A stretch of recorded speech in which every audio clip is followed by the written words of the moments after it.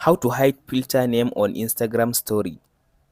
So the steps are so simple to follow on Android device as well as on iOS device.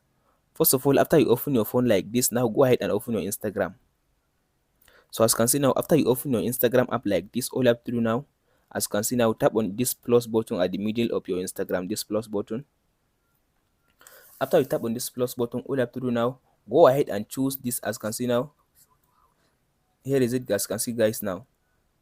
Go ahead and tap on this story section. As you can see now, if you are using Instagram Lite, the story section will be at the top. So go ahead and choose the story section.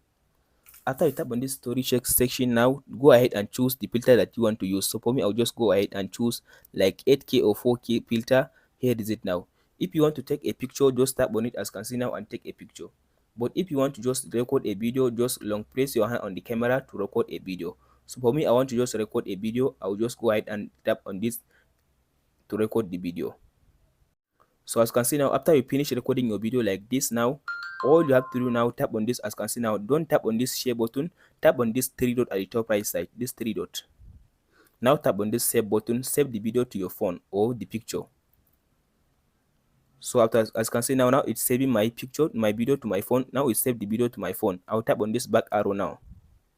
Tap on this discard option, discard. So tap on this. As you can see now, in this section now, tap on this gallery icon, this gallery at the bottom left side. So as you can see now, all you have to do now, go and select the video that you record or picture. I will go ahead and choose my video. After you choose your video, all you have to do now, in order to hide the, as you can see now, the filter name, all you have to do now, tap on this text section, tap on it.